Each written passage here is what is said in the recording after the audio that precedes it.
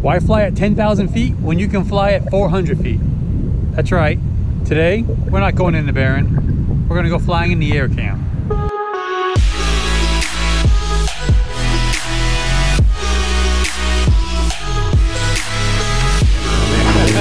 We did a lot of this if you want one place.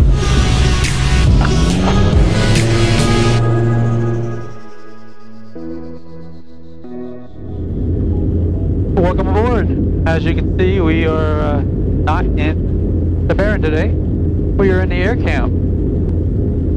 We have an amazing pilot with us. I am honored to be flying with him. And once we get in the air, we will talk a little bit more about him and some amazing things that he has done and is working on. Mag check.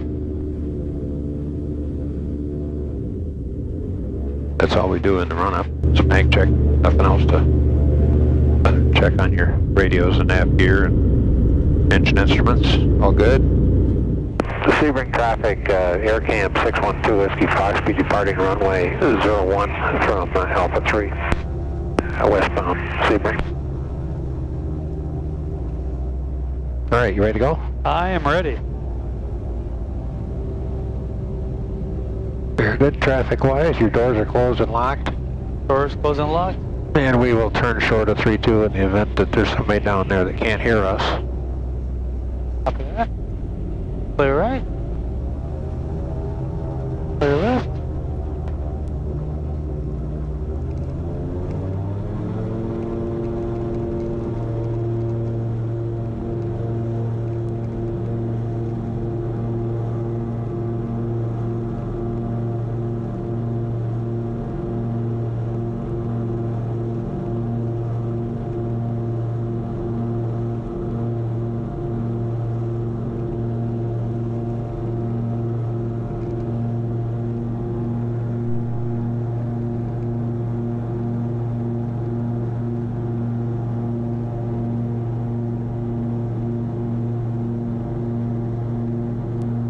And wheels are up.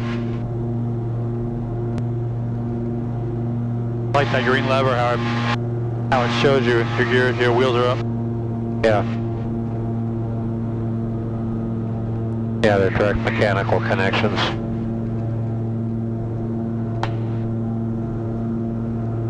Are you into cars at all? You ever come to Sebring? You know, I've been here, but I haven't really gone over and watched the races. I should sometime. Yeah, I love this truck. I used to rent my car. I used to do a little Porsche Club stuff. Used to rent my car on this truck.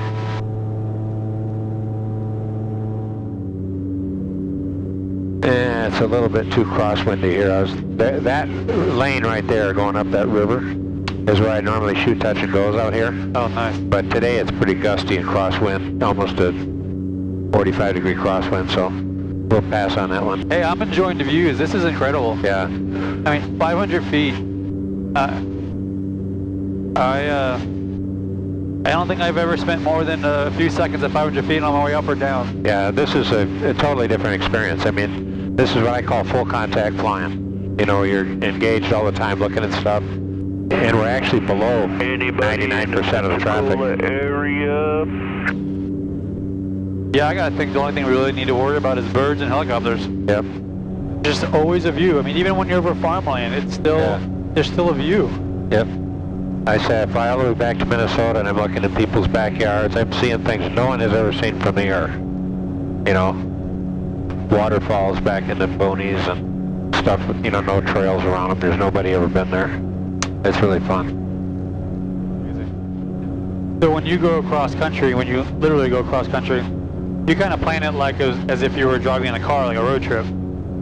Only you just get to do it a couple hundred feet above everybody. Exactly. You don't worry about traffic or... Right. Yeah, there's no air traffic down at this level. You know, you might see some crop dusters occasionally or... Right. But you're not worried about even cars, you know, traffic on an accident on the freeway that now all of a sudden you're parked in. The road trip that you never have to slow down for. So I'm about to enjoy my first water landing. Actually, first water landing in a GA airplane. Is that right? Yeah, I've only water landing they've done is back when Chalk's airline was around. Oh.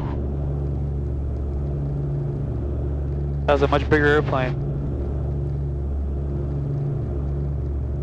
Seaplane rating is on my bucket list. It's a great way to do a, let's see, I'm going to head over here. This is a little bit too choppy here. See if I can get over here behind these trees and find a spot.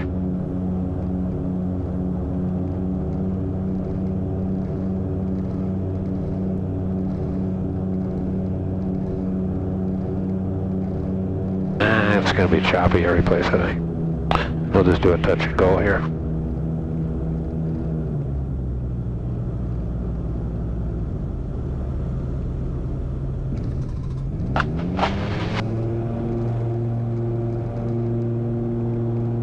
That wasn't too bad. Let's try the channel there.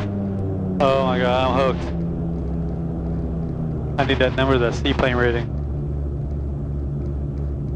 This is a little choppy. See this? I don't want to pound up my floats on that stuff.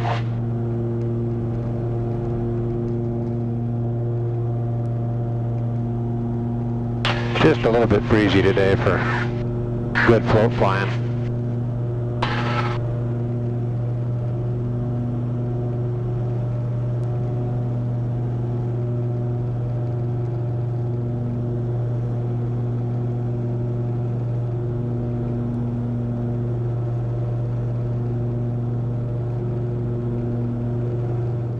So now you have a very interesting story on how you started flying. So my dad was a crew chief on C-47s, did the Normandy invasion and the Holland invasion, actually got shot down in Holland, and you know, airplane burned to the ground. I mean, it was on fire and they came down with no engines, and he survived that. And he was always kind of an airplane buff. He was a crew chief and he built model airplanes from the time he was a kid till he was 90 years old.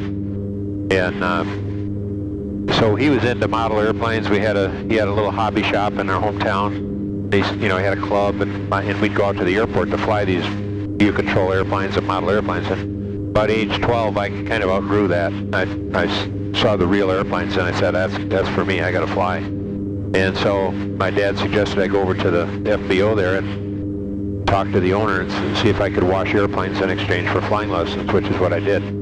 So starting at age 12, I started scrubbing the bellies of 172s, and he had a little Cessna dealership there, and took care of his customers, and I washed the airplanes, and I'd work about 18 hours to get an hour of flying. And that's how I worked my way through high school. Every job I had, every dollar I had went to learn to fly. I mean, we didn't have, my folks couldn't pay for me to learn to fly. I mean, they didn't have the money to do it. And so I, just kind of earned it as a kid, washing dishes in a restaurant for $1 an hour, and work for half a week and go fly for an hour.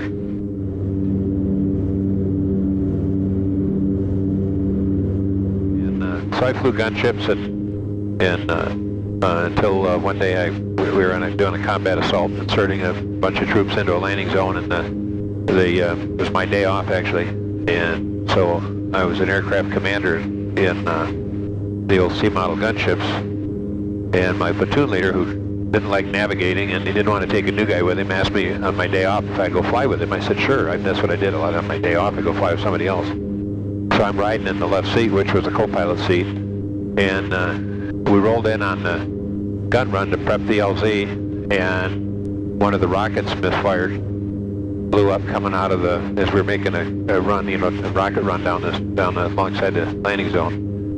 Keep the bad guys' heads down. Well, one of the rockets exploded coming out of the tube, and the shrapnel took my foot, severed my left foot just above the ankle, and flipped around, landed in my lap. My foot flipped around, landed in my lap, and first thing that came to my mind was having read the story of Douglas Bader in World War II, Douglas Bader, I guess they pronounce it, the double amputee that went back to flying, became an ace in World War II in the Royal Air Force. My mom had given me that book when I was like 10 years old. It stuck with me. The first thing I thought of was, I could still fly.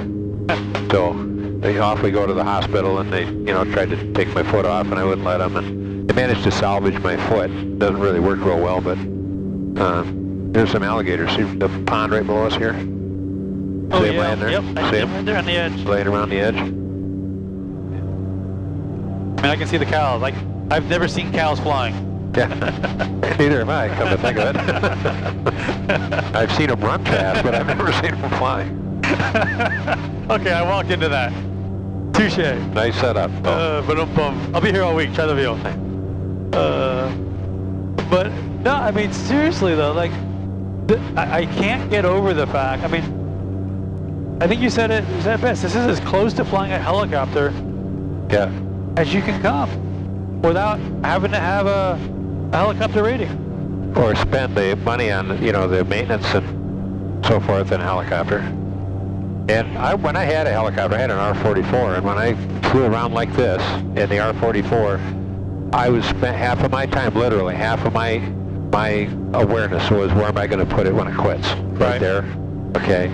Into the wind, be right there. I'll be putting it right there. Okay. And I'll probably put it over here. I'll probably still get in here. That's what I'm thinking all the time. Where am I going to put it? And this thing, it's just don't hit nothing. You know? Because if you lose an engine, you just... All right. This is some incredible flying, and to have the comfort of knowing that if an engine quits, as long as you don't run out of fuel, right. If an engine quits, you're not necessarily committed to gliding 400 feet to whatever's, exactly, you know, to whatever's there. Whatever's there. Alligators, in this case. Alligators, trees, swamp, mountains. I mean, whatever. here we're full of fuel, and you know, 2 people on board and everything else. If I pull the left engine now, okay, I'll run the right engine up. You just fix it with a rudder. Okay, we're at 300 feet, and you know, just pulled an engine. Okay, I mean, it's windmilling. Sure. But on one engine, it'll barely climb. Okay, but it'll get us at least to the scene of the crash, you know, right, and beyond. So it's then I'll just bring it back here. Actually, if the engine had really quit, it flies better because that engine windmilling creates a lot of drag. Right. So if we had really lost an engine there, we actually would have been climbing because there's a lot less drag with the engine.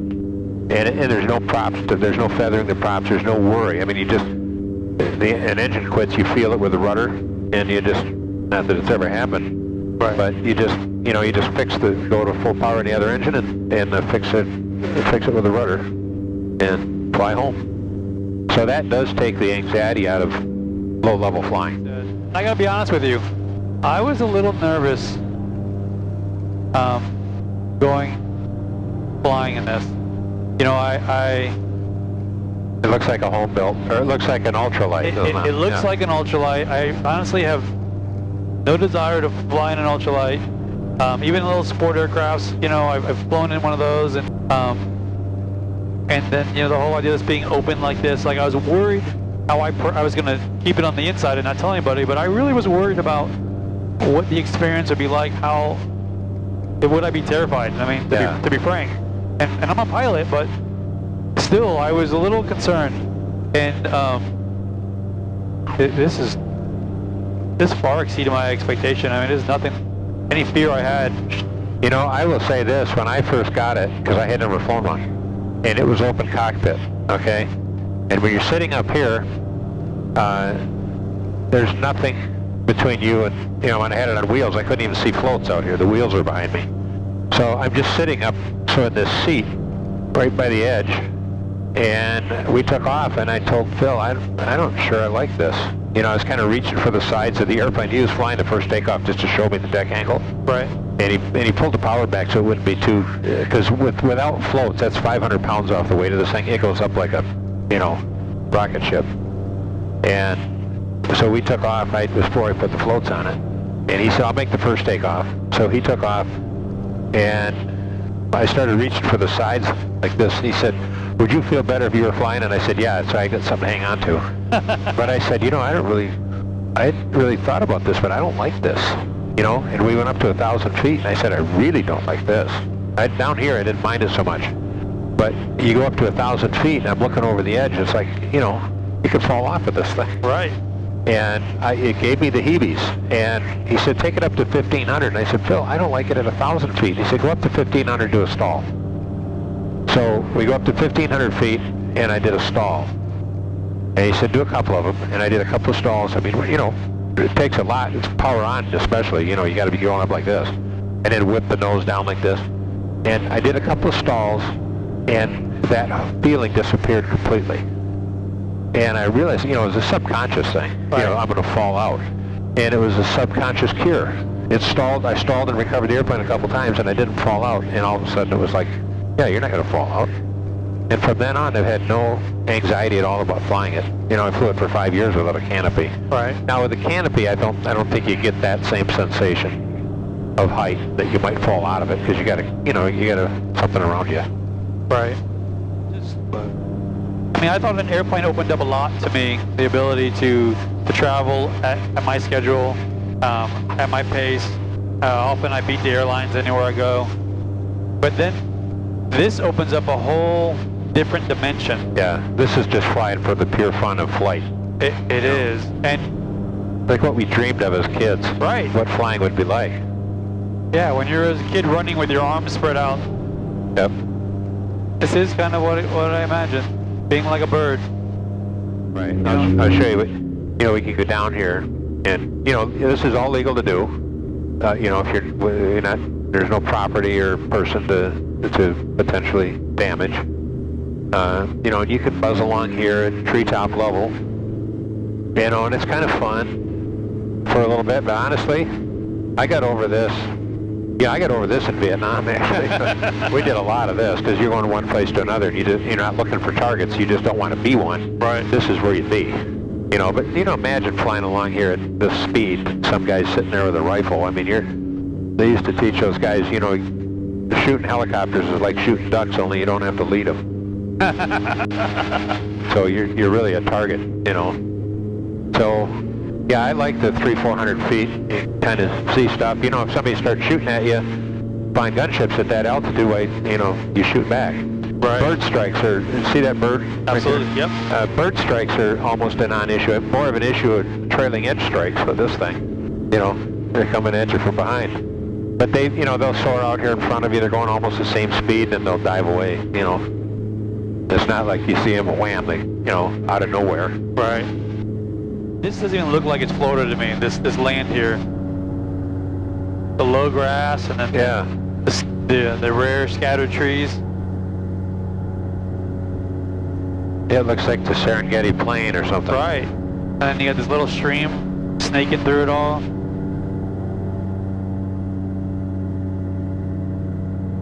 What's that colorful thing down there?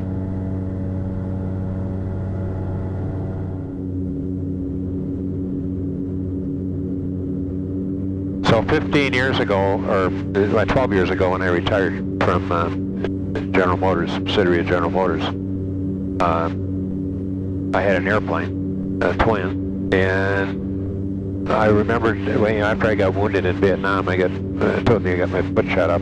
I ended up being medevaced back to the States, and I was in Japan for a few weeks, and then they transported me back through Alaska, and then Scott Air Force Base, and then they took me in a old DC-4 down to Fort Knox, and they took me to Fort Knox because that was sort of closest to home. All the hospitals were full. This was 1968, so they were spreading guys out and trying to get them closer to home, and Fort Knox was about 700 miles from my hometown, and my folks didn't have the means to wherewithal to come see me, so it took about 6 weeks after I was injured before I got to see my family, and I was pretty anxiety-ridden. You know, I thought I was going to lose my leg, and you know, I was engaged. What's she going to think? You know, here's this guy with maybe one leg, and so I was kind of, you know, I was kind of anxiety-ridden, and it wasn't a healthy deal. And when they got there, you know, same old guy. That was the healing touch. You know, just having my family there made all the difference in the world. And then I started going home on convalescent leave. And still, you know, 700 miles, I could get off for the weekend, but drive 700 miles and with my foot laid up on the seat, you know. And so when I retired, I said, you know, I got an airplane, I could solve that problem for somebody. So I thought I'd start a service, you know, with my airplane, you know, kind of an Angel Flight thing, or maybe a subsidiary of Angel Flight to do veterans and their families, you know, reunite families and vets when they get back. And a friend of mine sort of challenged me and said, this is too good of an idea for you to keep to yourself. You can't just do this with your airplane. You need to stand up a national organization to do this. The time is right to do it. Because the hospitals were filling up with guys from Afghanistan, Iraq. So we started the Veterans Airlift Command, and I took early retirement from GMAC and sort of funded the deal, stood it up, and built out a technology platform to do it with, and set up a standalone organization rather than doing it under somebody else's umbrella, because there really wasn't anybody that was operating nationwide with jets and turboprops like we anticipated doing. And so that was the genesis of the Veterans Airlift Command. We provide free private air transportation to post 9/11 combat wounded guys and their families for medical and other compassionate purposes. And we've got about 2,500 volunteers that fly for us, 2,600 aircraft owners and pilots, and we've flown just at about 15,000 now. I think we're just crossing that this month or next. 15,000 passengers since we started. It kind of bookends on my career. At the beginning of my career, I started flying guys into combat. Now we're flying them home, and it's most rewarding. And for our volunteers, the guys that volunteer for us, it's the same for them. Life-changing experience for them. So now let's see. We're going to go see if we can find this airport now. I haven't been paying attention to where I am. 6, joining left, downwind 436. Okay, wheels are down for land. And Placid Lake, the RV-7A is on a left base 436, Placid Lake, number 2. And Placid Lake, the Aircam is on the 45 for the downwind. We're low level, got the RV in sight. We'll follow you. And the Aircam's turning close in left base.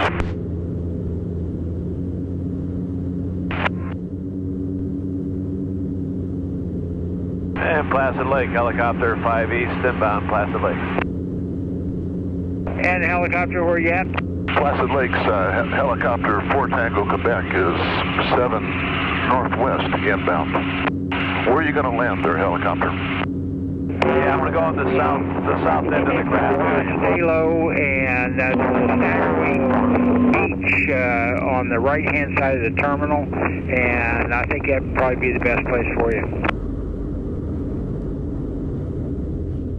Was that directions for the helicopter? Yes, it was. The wind is out of the northwest at 14. Okay, just let us know where you want us to go. There's 2 coming in when we get there. Right. Placid Lake's traffic, Twin Comanches, 8 miles southwest, inbound. Comanche, 8 miles southwest. Tell me when you're about 3 miles out, and we've got a helicopter. Thank you for sharing your story with us. Yeah. Really appreciate it. For those who aren't familiar with we'll enter upwind. the Veterans Airlift Command, there'll be a link down below in the comment section.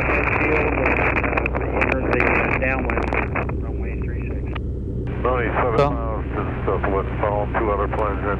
As always, if you like these videos, give it a thumbs up and hit the subscribe button. Be sure to check out that link down below. It's a great organization, and you have once heard of other charities, and this is definitely one that everyone should know of and see what they can do to be a part of. So, again, thank you, and stay safe, and we'll see you on the next one.